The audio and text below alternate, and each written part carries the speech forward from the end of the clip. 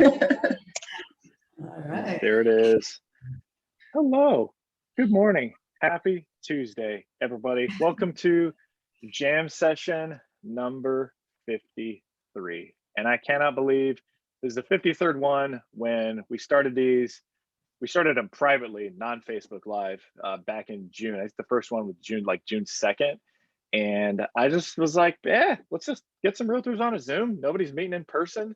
And this is has really become a thing. It's been a blessing. It's been great to connect people and a lot of the agents. I think, Sam, this is like I think you're a third or fourth time offender on one of these, sir. I mean, you're very, very tenured. And so I appreciate your just contribution and just carving out the time, everybody on this Zoom call. So I am gonna keep my introduction short. Everybody, we got some new faces on here, some repeat faces, but it's been fun. Especially with I'm so excited that our events, our in-person events, will resume in the fall. We've just got word for that, assuming everything's safe. There's no spike in COVID and all that stuff. I got to give my disclaimers there. So without further ado, I'm going to have the agents very briefly introduce themselves, just so we can get into the crux of this. Because let's face it, nobody wants to hear me talk, myself included. And I'm going to have the partners introduce themselves, and then we're going to start rocking out and jamming. So Elizabeth, why don't you go ahead and kick us off? Hi, good morning. I'm Elizabeth Lothamer with the Lothamer Group of Properties. I manage 6 agents on my team, and I've been in the business for 17 years. So, yeah. And she's awesome. Thank you, Stacy. I'm Stacy Karel. I'm also with Properties. In addition to my real estate business, I'm also an investor in short-term vacation rentals around the country. So we can talk about that a little later. I'm Shay Hata with the Buy Sell Love Chicago team with Berkshire Hathaway. I have a small team of 2 agents and 4 admins, and I've been in the business about 10 years now.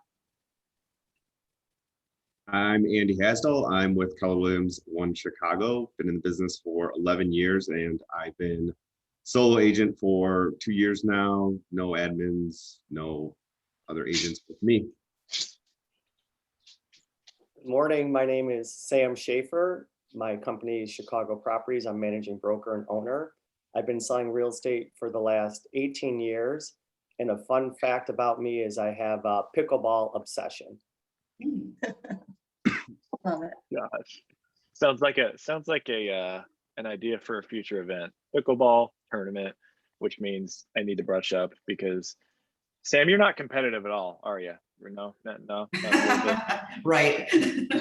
Well, that is a good segue, and I say that with the utmost sarcasm, to allowing our partners to introduce themselves. And I mean, I'll just tell you right now, I'm very proud to put together a non-pay-to-play platform for realtors. Everybody see who's featured in the publication. It's based on merit. It's based on closed volume and nominations. Realtors can nominate other realtors. It just sort of helps the community. I have found that the best of the best realtors are extremely abundance mindset and genuinely want to be successful themselves, but they want to see their spheres and their networks succeed. And so I cannot do what I do without our partners. I am virtually unemployed. But the cool thing is that there's no shortage of businesses that don't want to be in front of successful realtors. So I have a lot of job security. And with that, but I mean, the partners on here are extremely value driven. They want to help other people. They want to help the realtors grow their business to free them up so they can do more deals and make more rain, essentially. And so with that, I'm going to allow the partners to introduce themselves, and then we're going to start jamming. Kristine, go ahead. Yeah, good morning, everyone. My name is Kristine Pokrandt, and I am an agency owner with Goosehead Insurance. I've been in insurance over 10 years in various capacities. And a fun fact is I want to learn how to play pickleball. So Sam, I'm looking at you.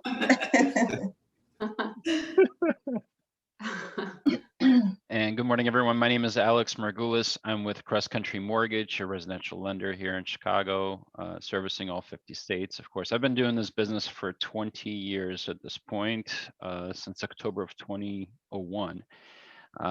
Fun fact, I speak Russian, in case if anybody cares. I care Good now. morning.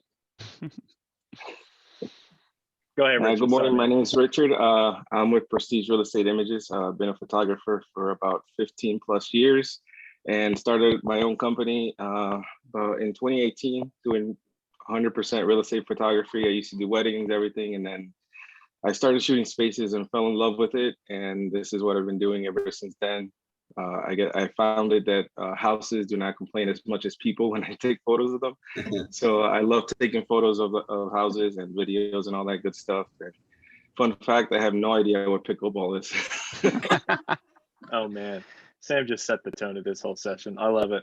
Well, with that, let's start jamming. When we were sort of talking shop before we went live, Sam, I think you had a great topic to divert to. So why don't you go ahead and kick us off and let the conversation ebb and flow from there.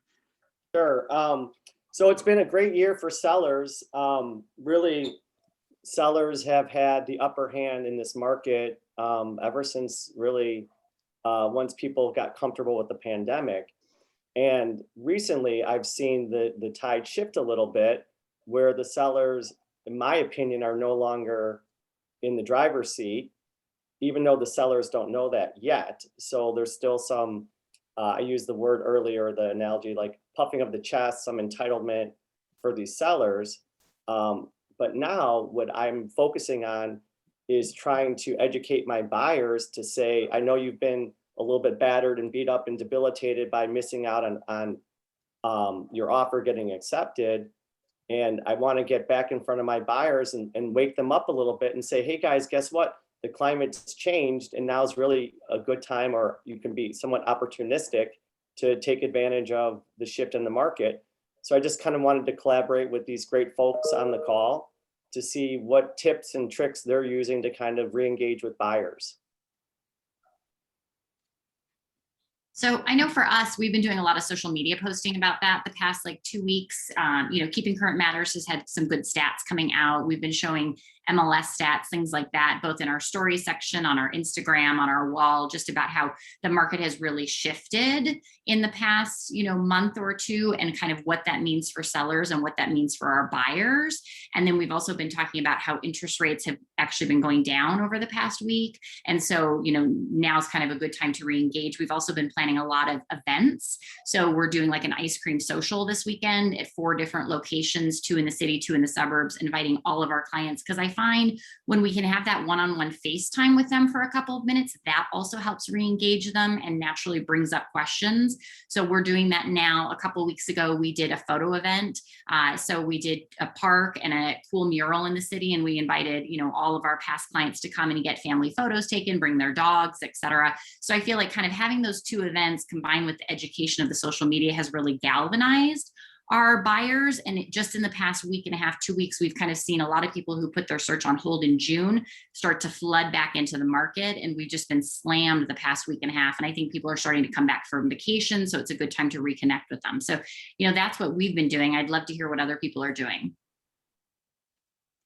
That's great, because my people have been very unmotivated. Like, I start working with them and then I'm not hearing from them. Do you want to see anything in the next week? And I don't know if it's just the inventory that's out there, or, if they've just, again, been beaten and battered and don't feel like, Yeah. Are you guys seeing good inventory right now? Or do you think that the inventory that's available is still just not, the buyers aren't ready to jump on things? Well, if anyone has, I can tell you what I need, I mean, if anyone has a 1.2 million in Roscoe Village, nice little single family, my people, I think I could get them to see it, but they're just not kind of going outside of exactly what they thought that they were looking for. And therefore they're not acting, is what I'm seeing. Because they're not finding. Are you guys seeing as many multiple offers right now for certain types of inventory? I know in the spring it was just any single family home under $1 million was $1 million offers on it. Are you guys still seeing that is the case, or not as much with multiple offers? I'm not seeing it as much. I mean, I think in the suburbs, yes, we're still seeing a lot of multiple offers on single family houses, but it's not like the 10 that were before. It's like 2, 3 multi-units in the city. I'm still seeing multiple offers on, if they're in a lower price point under like 600,000-700,000, I feel like those are going fast.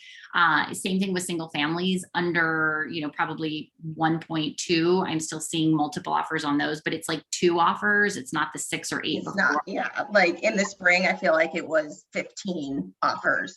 Yes. Like So on any house that was under $1 million, and be like, yeah, you're one of 10 at least, totally. So I feel like the number of offers is less. I also feel like sellers who are pricing high, to Sam's point earlier, who have kind of gotten greedy and haven't realized that the market change. Those are just sitting. The number of offers is less. I also feel like those sellers who are pricing come in at a lower amount. Yeah.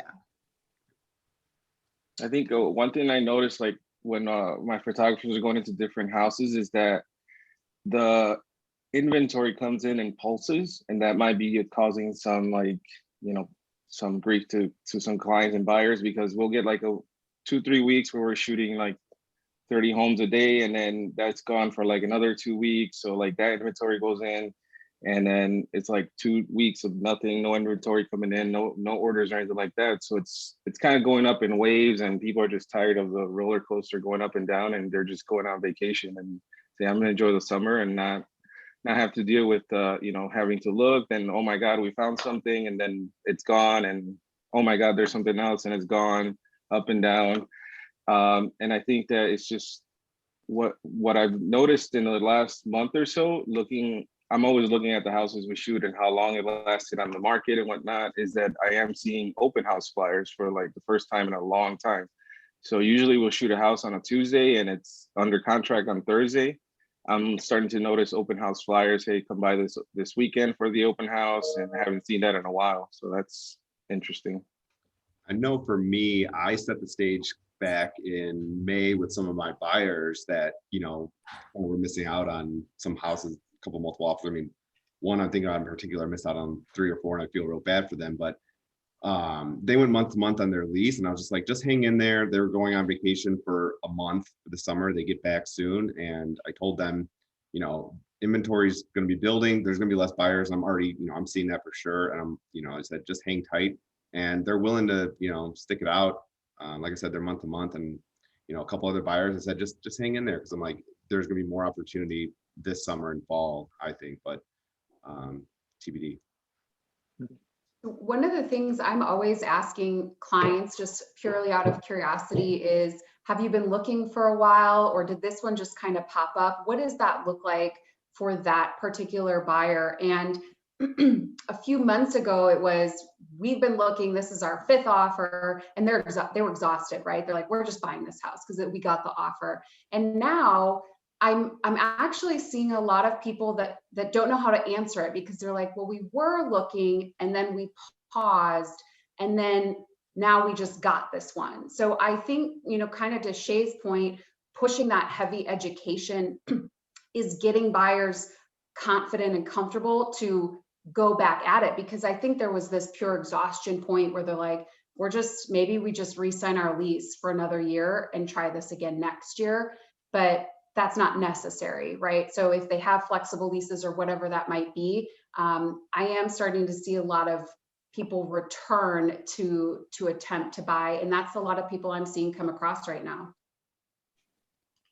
That's really good to hear. I think there was like a ton of buyer fatigue, in the spring, when like people were making, offering 3, 4, 5 times and not getting the house. And then they're just like, you know what, we can't do this anymore. So I was going to say, I had a closing yesterday where the buyer was actually not the original winning offer. They were our backup, and the first buyer backed out. And, immediately I'm calling up the other agents. I'm like, hey, are they still looking, blah, blah. And they're like, well, they re-signed their lease, but let me talk to them.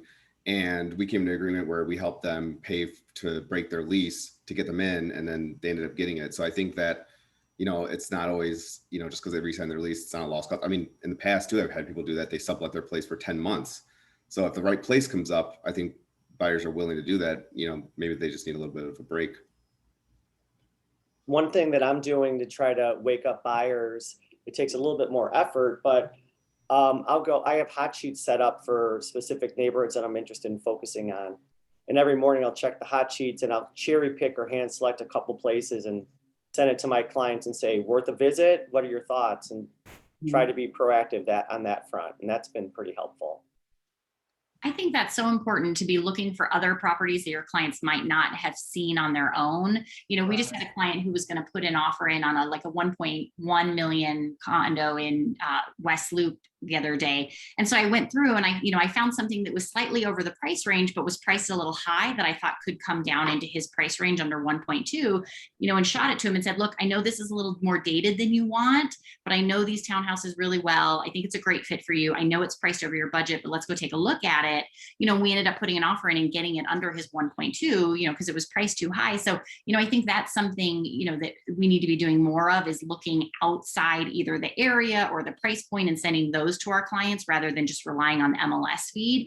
And you guys are probably doing this as well, but Zenlist has really been helpful for us this past year, switching all of our clients over to that. So they have access to all of the private listing networks as well. I feel like that's helped them be much more engaged with us this past year, rather than them being on Zillow and Redfin and all those places, because they want to see the pocket listings before they hit the market. So that's been really helpful to keep that kind of line of communication open with them this year.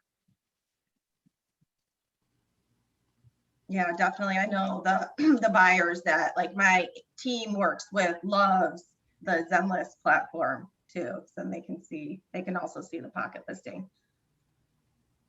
Hey, real quick for Zenlist. I have my clients set up on MLS search, and then I have them set up on Zenlist, but only for private.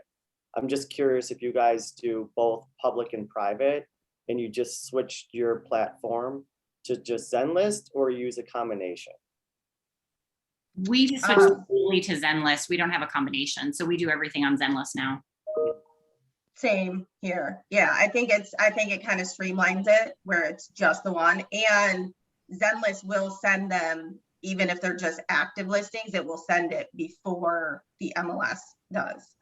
It's quicker to email. Yeah, I'm using Zenlist, but I think whenever I need to send a specific property to them, or whenever I'm doing the search, I'm so much more comfortable with the MLS search that I'm sending that to them for individual things. But in terms of, setting up their search, I'm doing it on Zenlist.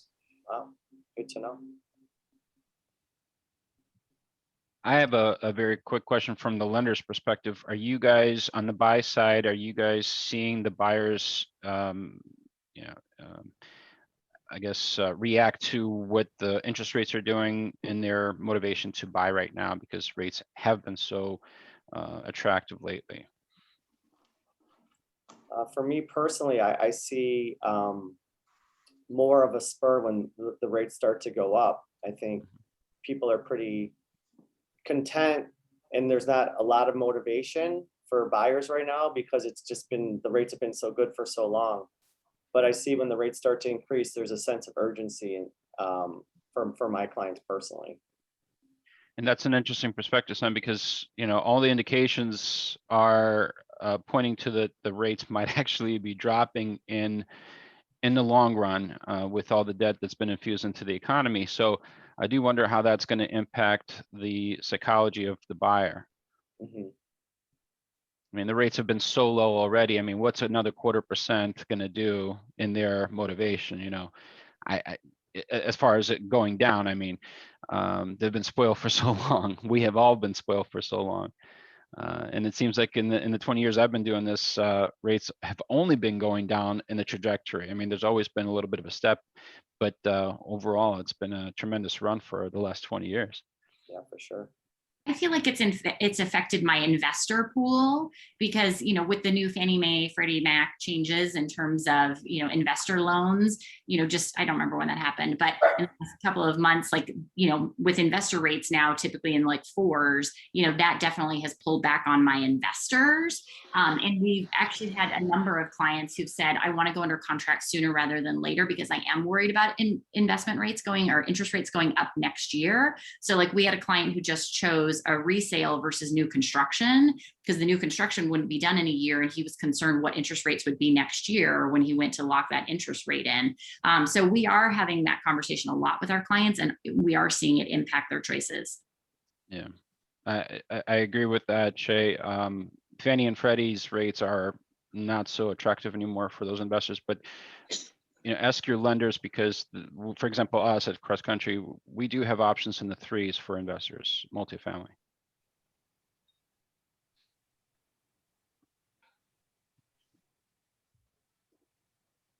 Are you guys seeing kind of a lot of investors sell in the city or like, what are you guys seeing kind of on the investor front?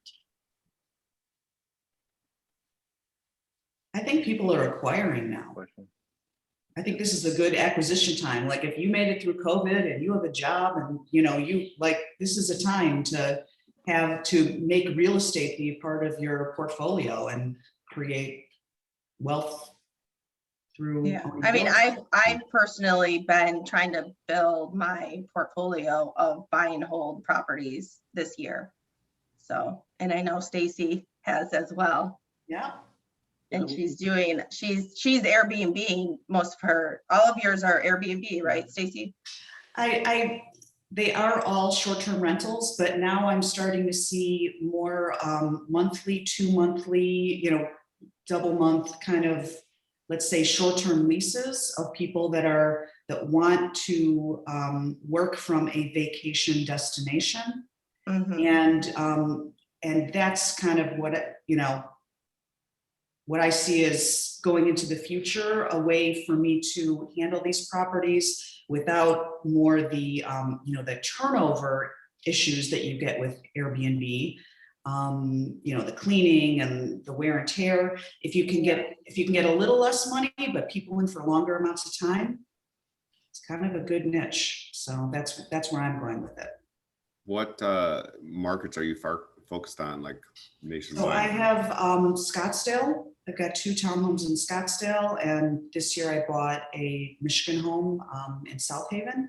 Right. And I actually just purchased a condo here in Chicago that is Airbnb-able, you know, short-term rental, but I get a lot of inquiries from like Hollywood types that are coming in for a shoot and, you know, people that need places for 4 to 6 months.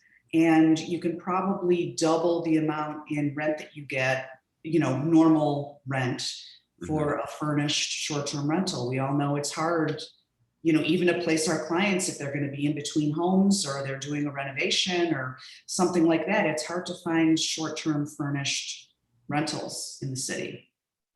So I'm going to try to meet that niche, at least with, you know, this one property that I purchased. So do you think that that is more profitable than doing like just an Airbnb, or it's just you're making a little bit less, but there's not as much turnover? That's what I think. I'm making a little bit less. I mean, when I look at this year versus last year, you know, I had to really do a shift after COVID hit because, especially in Arizona, you know, all of my people that were coming in for spring training canceled. Like my $10,000 March, you know, went away, and I switched to having, you know, some longer term tenants in there. But the amount that I was getting last year versus what I can get now for, you know, maybe 2 to 3 months, you know, even in the summer in Scottsdale, I have, you know, people that I've got some traveling nurses in one of the units. I have, you know, 2 people that are just working from Arizona because they can work from anywhere for a short amount of time. And I want to pursue that kind of business going forward because it's just less of a mental headache, you know, for me about things turning over so quickly and monitoring if somebody's going to have a party in my, you know, or have a violation at the pool, you know. Yeah, so that's kind of what I'm looking at. And especially with the Chicago one, you know, I really don't, I don't want multiple guests in and people in and out. I'm looking for, you know, longer short term. But having it furnished nicely, I think is, you know, you get a big premium than, you know, than a vacant apartment or just having regular annual lease. Mhm. Part of the problem I'm coming across, because I'm looking in a few different markets nationwide, and the prices have just, you know, skyrocketed, especially over the last 3 to 6 months. And I'm like, I'm not doing this in, you know, like certain Florida markets or wherever, and I have to Right. either wait or come up with some other, you know, ways to find places. And one, you know, I got a realtor down in the Louisville area that's been connecting more with wholesalers and finding properties that way, and actually sending some that are cash flowing really well. And you know, I'm looking into that market, but you know, some other ones, like I was looking into Gatlinburg for a little bit, but it's insane. It's just, it's not even worth it right now. It won't, you know, it won't make sense financially. Yeah. I mean, I got lucky with the Arizona market because I've been in for a couple of years. Mhm. You know, the prices in the development that I'm in have really, you know, gone up where it wouldn't make sense to acquire another one, you know, at this new price for sure. You gotta get creative. I think don't overlook too, Andy, you know, you're thinking about vacation markets, right? Those hot markets that people want to visit. But my husband and I, we Airbnb in Portage Park. Now, this is not a destination, right? People aren't coming to Chicago to visit Portage Park. However, I would say look at the shoulder neighborhoods, because a lot of times people want proximity, right? And the way you and I might travel is very different than the way a lot of people travel. Right. And they want to feel safe. They want parking. They want proximity to the metropolitan. But I mean, They're willing to go out a little bit to get like a better space or more space for their money. Yeah. Yeah. And we stayed booked all through COVID. Mhm. So in Portage Awesome. Park. So, and we are seeing a shift longer term. So this summer we just turned yesterday, and now we have people here for 6 weeks. So you are seeing those longer term, maybe they're visiting family, they're just able to work remotely. I think there's this interesting pocket where corporations are calling people back. And so people feel like, oh gosh, our freedom is shrinking, right? We should go somewhere before we have to go back to work. But I think you'll always have professionals that now see we can be anywhere, right? We could be anywhere and do our jobs.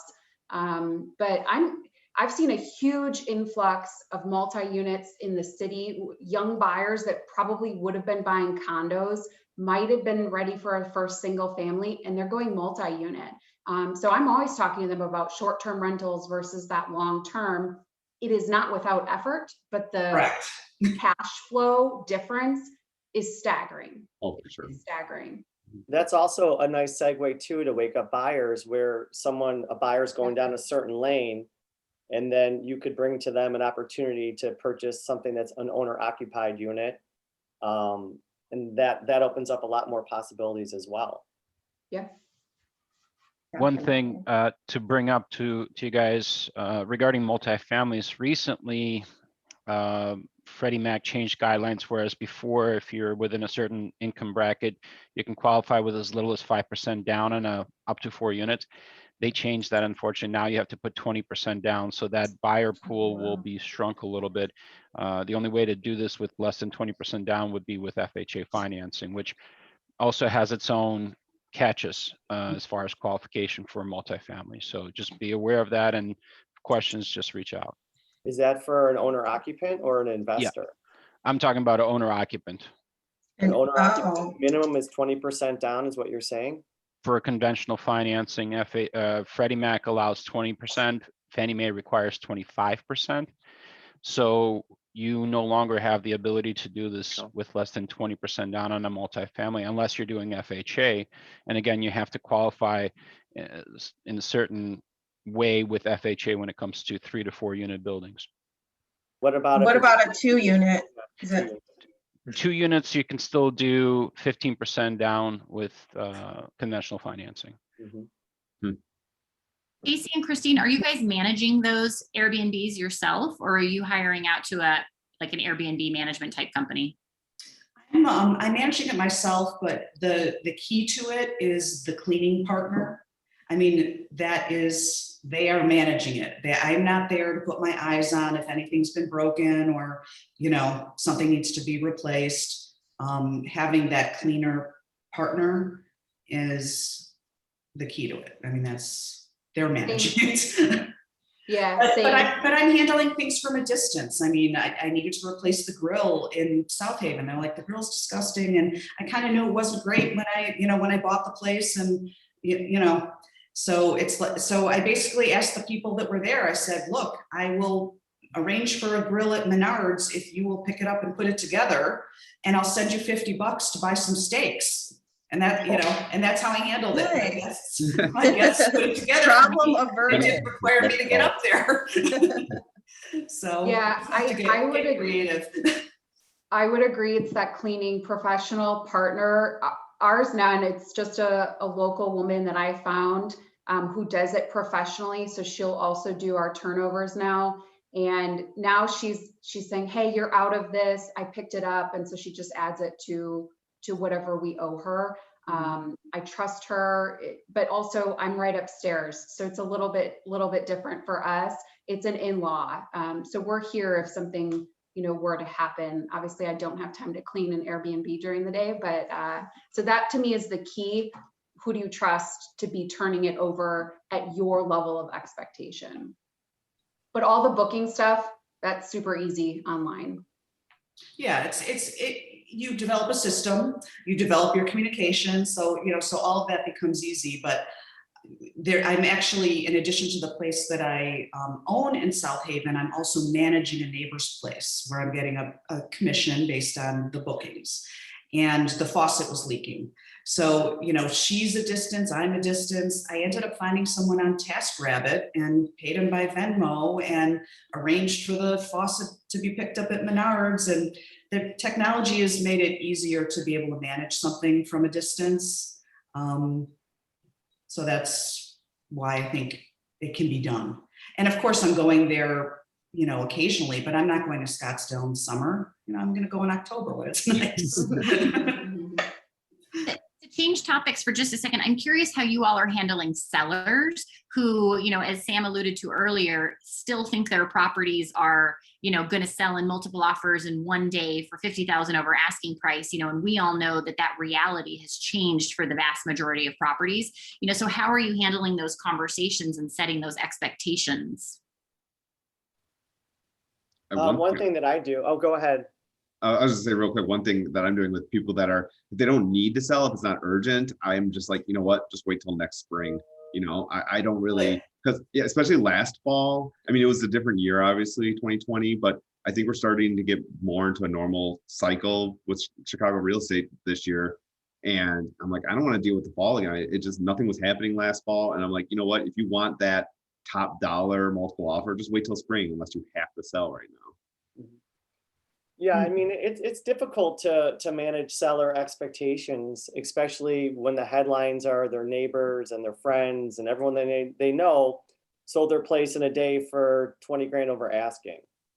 So then there's potentially some resentment and frustration. For me personally, I just try to stay one step ahead of my sellers and just try to be overly communicative with them.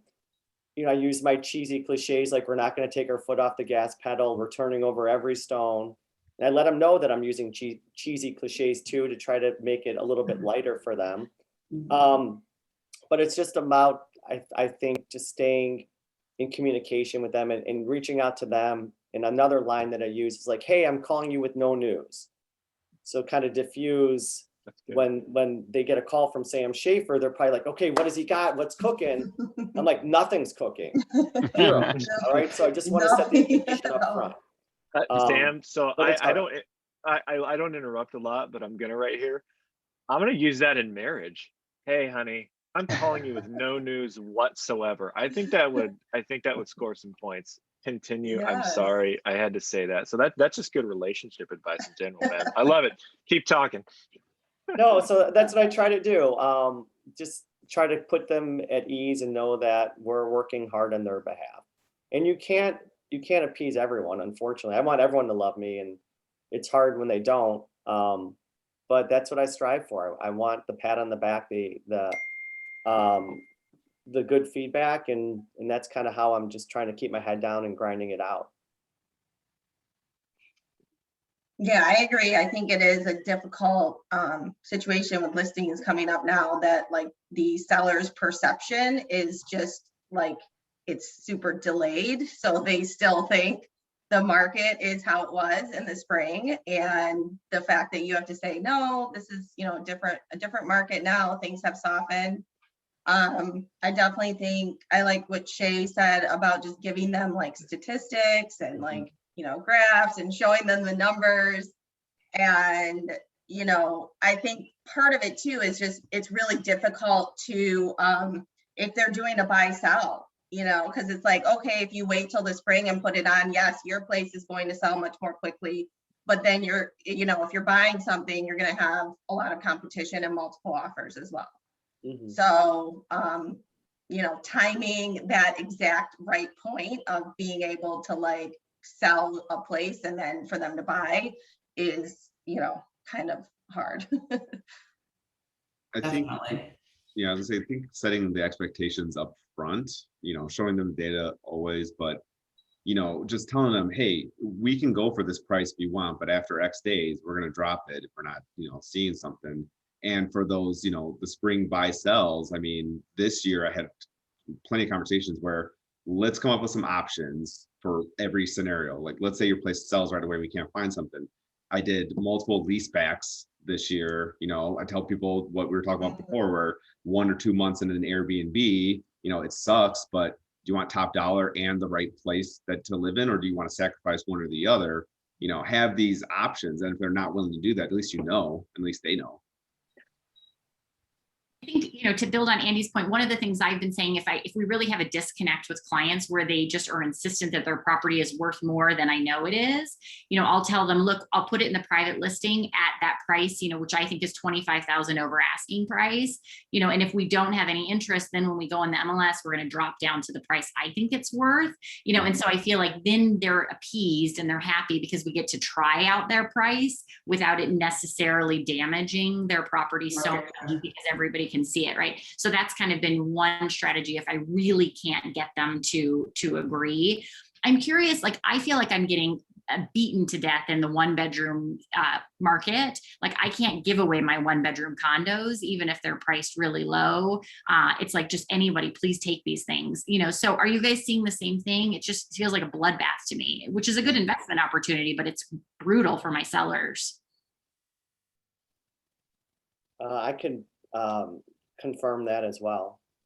I have a 1-bedroom that's been super quiet, and my clients like, what do you recommend we do? And a lot of times what I like to do if they're planning to move out is let them know, move out, we'll reinvent the listing. Once you move out, I'll connect you with my preferred stager, which everyone has the same preferred stager. But I'm really adamant that we reinvent the listing, we stage it, reshoot it, and reprice it. And that buys me some time, and it's also the right strategy. Because if you're doing the same thing every single day with, you know, expecting different results, it's not going to happen. And if you can reinvent that space with the office or the office nook or the whatever, then I think you have it's better than their overcluttered space that they're, you know, that you're trying to, you can tell that they don't have enough space in their 1-bedroom and they're busting out of it. So, yeah. Are you guys finding that the 1-bedroom issue is across the board in all different neighborhoods or certain pockets of the city? It's good. I think it's throughout. I think, you know, throughout the city. I just feel like people are definitely wanting more space. They need an office, a work from home, and everyone's outgrowing the 1-bedrooms, and there's not, you know, a group of people that are like, it's, you know, it's not in demand anymore for like that entry-level place. A lot of people now, like, their entry-level place is a 2-bedroom, 2-bath, or even a single family home. Yeah. Yeah, So I feel I'm like- wondering, sorry to interrupt, if anyone's doing anything special. As far as I know, the Matterport was a big deal, high resolution photos, floor plans, etc.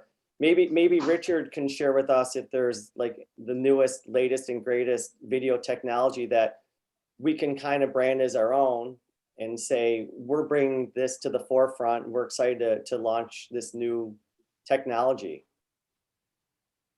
I think Matterport is doing great. There's some different softwares that's letting you integrate Matterport and going live and whatnot. But a lot of the live video feeds from like your cell phone and stuff, that's kind of working. I've seen a lot of agents we work with, you know, they kind of do that while we're shooting. They're kind of giving previews and stuff. In my opinion, I think like a Zoom open house is not really that great anymore, especially now that everybody's just out and about. What's going to work is a really good professional video of the unit. You know, going back to the 1-bedrooms, I've seen some 1-bedrooms that don't have a dining room, you know, they just turn that into like an office space. Sometimes they'll have like a really small bed and then have a huge desk, because that's, you know, and this is staging because they're trying to attract the right person to get the unit. But I think Matterport is definitely going to be around for a while. That's a really good option. When it comes to video, you know, good production, high-end production is definitely going to help you out to highlight what that space has. Get yourselves in the video. Also, I see a lot of listing videos that don't feature the agent. And I think when you are in the video, whether you want to go super professional or you want to go, you know, really funny, that attracts people, right? You know, photos, Matterport, floor plans, pro photos, video. This is all to attract eyeballs into your listing, right? So once the eyeballs are there, then you guys can take over with your skills as like, you know, showing them the unit or the house. But if you're doing, you know, professional videos to attract you know, viewers, that's what you want to be at. I'm a fan of, or not a fan of, unprofessional videos. I really think it's not good for your brand. But ever since I got into video like 10 years ago, the one key thing that they told me to always do is have professional audio. So if you are going to be doing video, just make sure you have a really good microphone, because when you have, you know, either cell phone video, unfortunately, or if you're getting somebody to record your videos and they don't have really good audio, you're going to lose your audience in 10 seconds, because they're just hearing echoing, they're hearing distant voices, you're not connecting. So if you are going to do, you know, video, make sure you got good audio, integrate some fun stuff in there, get yourselves into the video. If you're doing like, you know, like the photo session you did with your buyers, get that on video. If you're doing an open house and you have something fun going on, make it, you know, get somebody to do a really good video on it. That's all going to lead into more eyeballs coming into your marketing, and you're just gonna, you know, wake up buyers. You're gonna have people asking, hey, how do you do this for my house? I like to put my house on the market. If you do that in my house, or if you have buyers that are like on the fence and then they see your funny video, they might give you a call. Hey, you know, anything happening out there? What's going on? And you might have something for them that they thought you never had. So. What about doing a dog in a video? Is that a good idea? That's always a good idea. Dogs Okay. on Zoom are always a good idea. It's always a good idea. Only a dog. I mean, this is my opinion. That's a good video. Only a dog showing the house. That's Only a a really dog, good video. Especially if the dog can talk. Yeah. We've been having a lot of success in our videos, like featuring the neighborhood. So like doing the tour of the property, but then like we did one recently in Wilmette, where we, you know, walked to the train station, then we walked to the, you know, school, we walked to the park, we walked to coffee shops downtown. And then in editing, we sped those up so they could see, you know, in 15 seconds, how quick it was to get to the train and the coffee shop and the neighbor, you know, we walked around the neighborhood and showed that in the editing really quickly. So, you know, we've been really trying to focus on our videos, not just being about the property, but being around about the neighborhood and like what you can quickly get to in that neighborhood and what the cool coffee shop is down the street and stuff like that. Yeah, and definitely showing the neighborhood is key, because when COVID first happened, people fled the city and they're like in the suburbs or something, and then they forgot about what's around their neighborhoods. So when you do a video about a, you know, 2-bedroom brand new condo or something in the West Loop or whatever, that people are like, okay, I might get into it, but then you show that the West Loop has all this amazing stuff, or Fulton Market or something like that in the video, it's going to trigger their minds. They're like, okay, it is fun to live in the city. There's a lot of things to do. Not, Chicago's not the worst city to live in according to the news and all this stuff. You're showing them what's around there, and they're gonna have fun with their neighborhood. So that's a good key to good thing to add into videos. Speaking of crime, is that a conversation that like your clients have been bringing up in terms of, like we've definitely had a couple clients this year be like, hey, I want to put my search on hold because it feels like crime has been kind of out of control this summer, and I want to see kind of how this goes. Like, is that coming into your conversations at all with your clients? I'm not seeing that now. I think it depends on the client, but yeah, it comes up sometimes, and then you just have to be like, there's crime everywhere in the city. It always happens. You're hearing more about it now. I've actually had quite a few clients leave the city for that reason. Now, I'm sure there was some underlying, like there is always, but when I ask what's taking you to wherever they're going, that's what they said. And a lot of them have been kind of in pockets of neighborhoods, so East Village, outskirts of Pilsen, so kind of shoulder neighborhoods. And yeah, of course there's crime everywhere, but I guess coupled with their other factors, it's just the tipping point to where they're like, we got to get out of here. I've been hearing that same thing from parents about CPS, that after this past year with COVID, they're like, I'm out of here. I don't want to deal with CPS anymore. And it seems like that's been a big driving factor to the suburbs for a lot of my families. Yeah, that was one of my things for me. I was a CPS parent, no longer this year, but I think that when it comes to crime, I noticed a lot of our listings that we shot in the Gold Coast. That was the reason for their moving, is because they noticed a lot of like the bridges going up and everybody going downtown and all that, kind of just shoot them away from the city. But crime happens all the time, so it's just how you present it to the client and how you react to it is how I think they're gonna take the news of it. Are you guys seeing any issues? Like I've had a couple clients pull back on their high-rise searches after the building in Surfside collapsed, and kind of with everything going on with like 111 East Chestnut right now, they've been like, I don't want to buy high-rise anymore. Let's focus on low rises. Like, are you guys seeing that from your clients at all? I'm not really seeing that from my clients, but actually one of my neighbors was like, oh, we need to get to working on our condo building on like sealing it, or whatever it is that they've been kind of putting off. I'm like, yeah, deferred maintenance costs a lot more, but nothing with nothing about buyers about, that doesn't seem to be as much of a concern. It comes to my mind when I go into an old condo building that I go into a creaky elevator, but that's about it. Sometimes a little bit scary. Yeah. If anything, the construction business will only be better after that tragic news. I do think it's an interesting point, Shay, not to deter clients from some of these older buildings, but just to create awareness, right? What is the state of the HOA in this building? Are they deferring maintenance? What does that look like? What is their master insurance policy as an association? Because a lot of times it just gets turned over year after year, and now you're 2 decades into new home, condo owners, and they have no idea what they're even covering for. And collapse is a lot of times not one of them. So I don't think it's not a scare tactic, but an awareness to create some credibility to say, let's just make sure the back of the house is clean on this, Is that something, Kristine, that we could like reach out to our clients about and be like, hey, like if you can get a copy of your master insurance policy for your HOA, like send it to Kristine, have her look at it and see if your building is appropriately covered, especially for smaller buildings, right? Who, let's face it, typically when they're self-managed, they have no clue what they're doing. Is that, I don't want to flood you with people, but like, is that something that you'd be willing to help people with?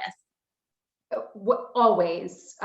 Recently, we looked at the master policy at Marina Towers. Now, this is a Chicago property, so anyone buying in that building would assume everything is good, right? Everything's being managed.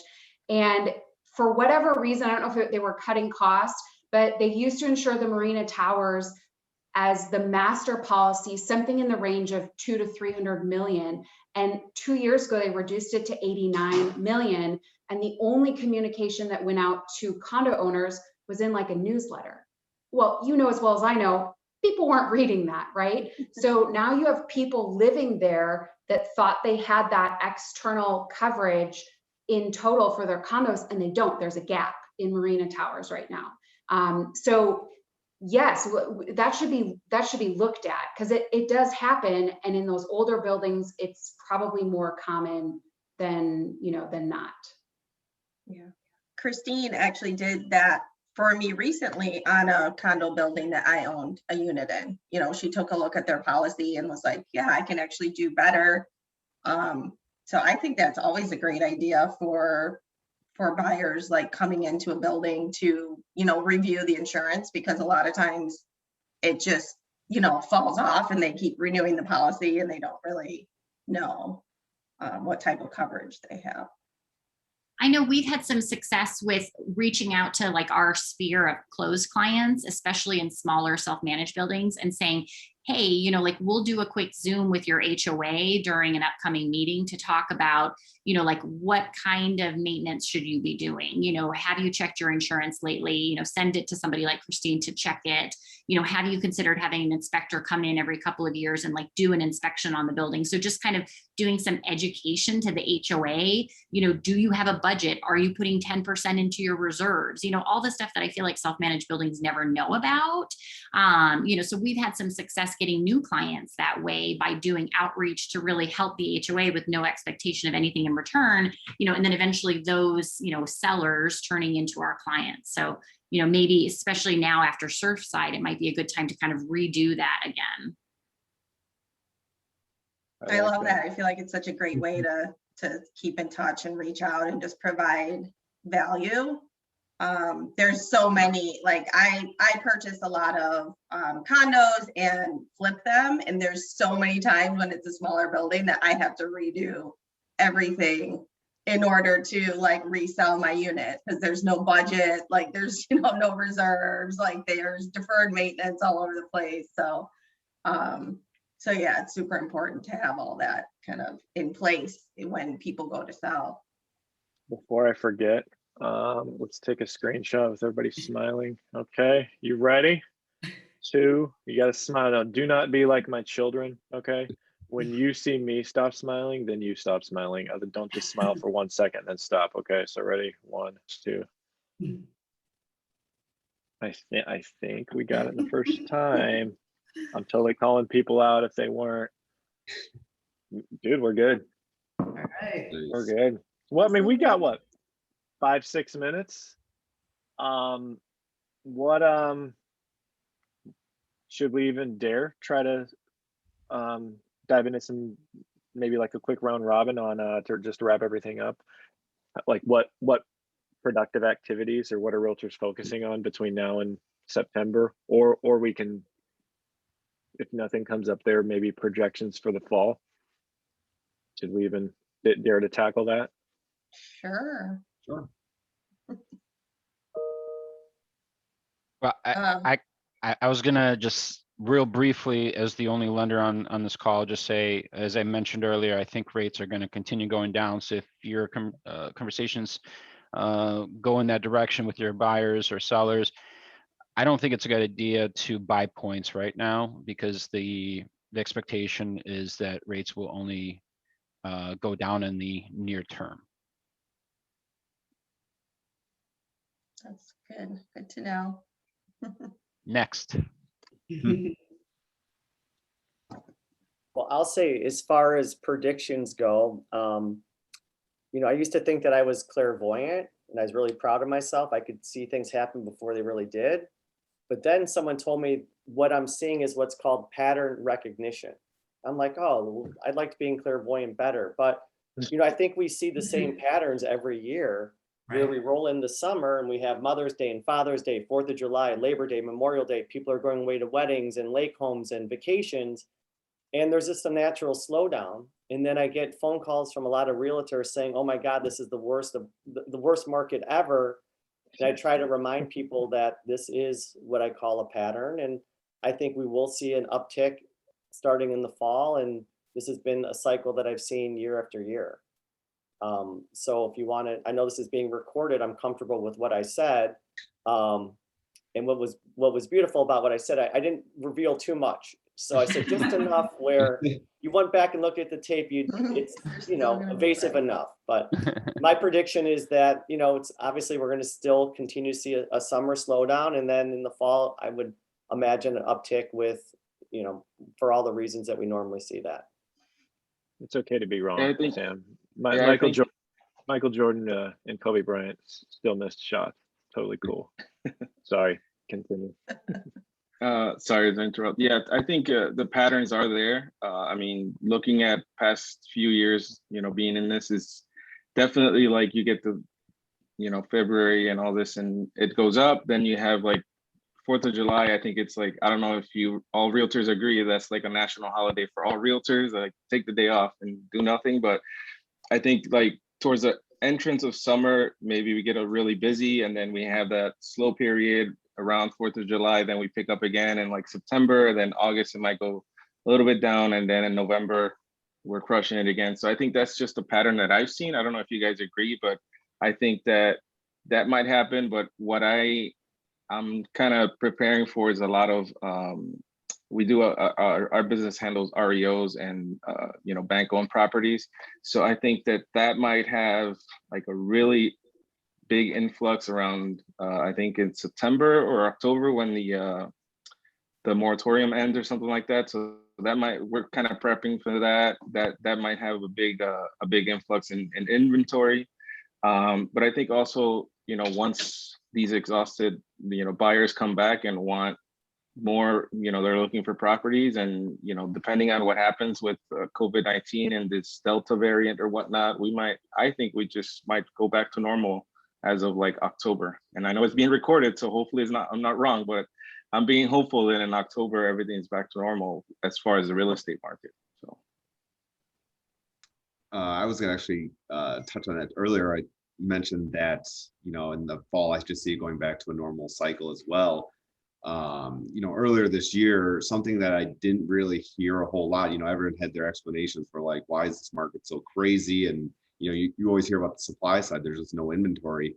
And this past year has been an amazing year for a data geek, because you're just like, look at these trends, or look at this, or whatever, just everything that changed with COVID. But something I noticed that nobody was really talking about was the amount of contracts written in this spring compared to past, like 2019, 2018. It was significantly higher.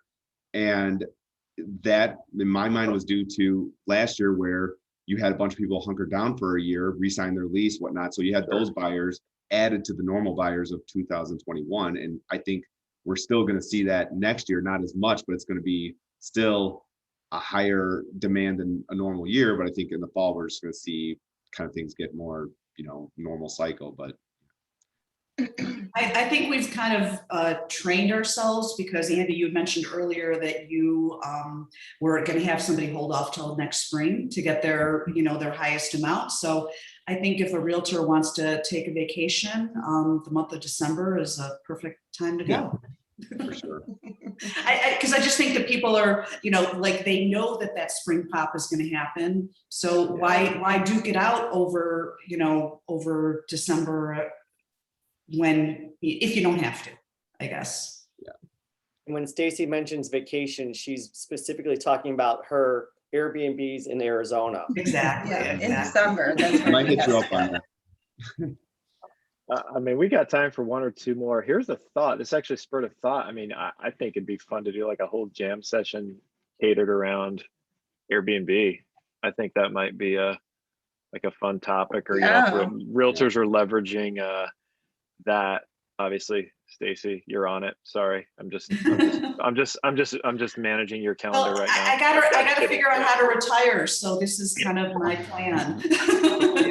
I'm obviously just spitballing here. So, but it's a hot topic. There was just an interesting court case about Airbnb as well, with a ruling recently about someone that sued an individual in a condo that was Airbnb their unit. So legally or what? Well, yeah, technically it said the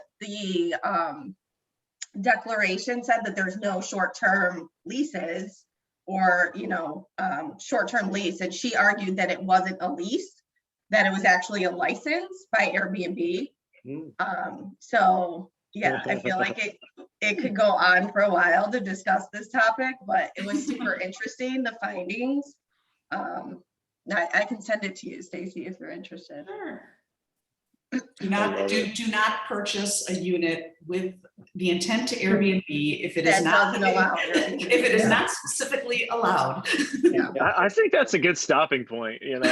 I mean, that's probably a good segment, but I think it's a good topic. I think people just have a lot of questions in general. I'm gonna cut the live feed now in 3, 2. All right, we're not live anymore. Hey, everybody, thank you so much for hopping on and just adding value to one another. Most of you know this already, but if you want to participate in another one of these, I am happy to shuffle the deck, get different realtors, different partners on. Just, you know, we can keep jiving. People keep asking me, are you guys going to do these when in-person events resume?